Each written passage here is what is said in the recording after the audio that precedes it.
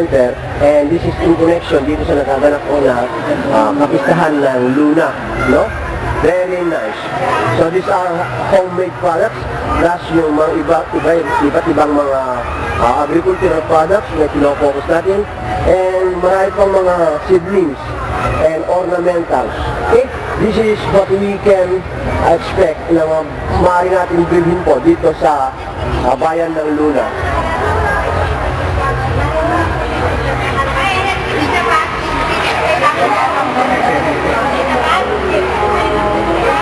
Okay. Kasalukuyan po tayo kumukuha ng unit number? Ay, ito ba? Gusto ko mong malaman ito. Ito mga display centers. Ito, yeah, you mean per district ito. And this is district number 4. And Quirino and San Isidro. At yung mga products po ninyo, ito mga banana chip.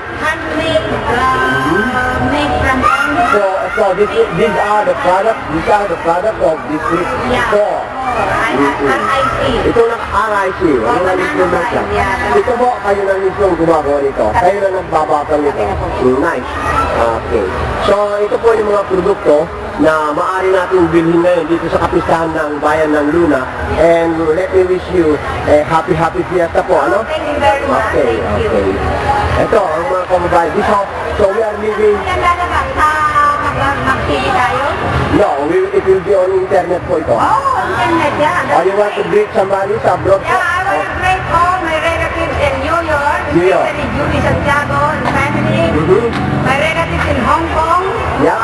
Alam na nila kung sino mga yun. Yeah, pag once na nag-online sila sa internet, kayo po si Lydia Duran po ako. si Ma'am Lydia Duran. Kayo po, Mada? Ako po si Lady Bayani. Okay. From Quirino. From Quirino. Yeah, yung Mga relatives ko pala sa Korea.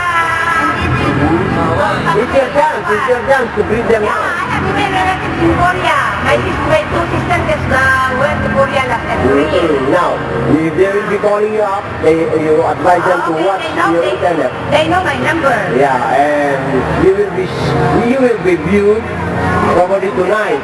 Okay, yeah. Live. Hi, Barangay Captain. Hi, nice to meet you, Barangay Captain. Yeah, kaliwa na nga ako ha. Barangay Captain Bonifacio Ganaden.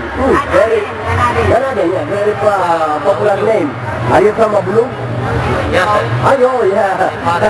My father, yeah. I know a lot of people, my family, Bakpala, Ganaden, Centro Abulong. And you are the barangay captain po ng Quirino. So, we are happy and lucky to have met, of course, yung honorable barangay captain ng Quirino. And nice meeting you, barangay captain, and hopefully, magiging very progressive yung ating bayan sa pamamagitan.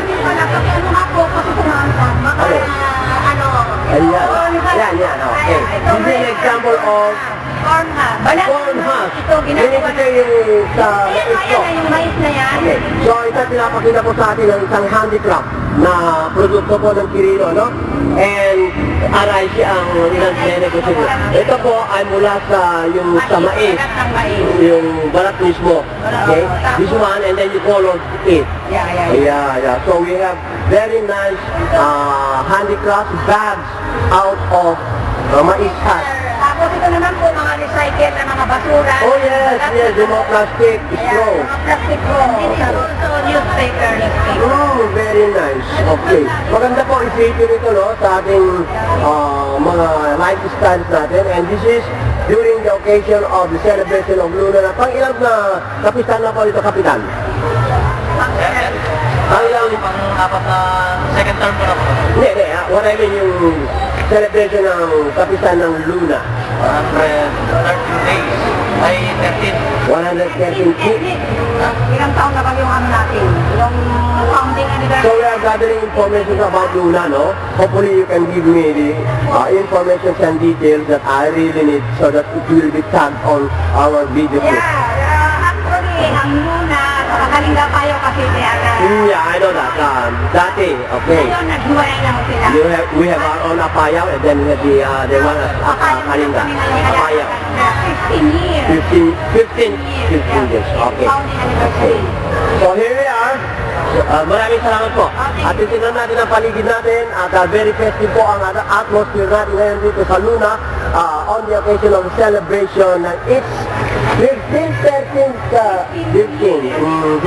Meron pa mga agricultural products, yan, vegetables and root crops ang makikita natin. Okay, maraming salamat po at iikot pa ko.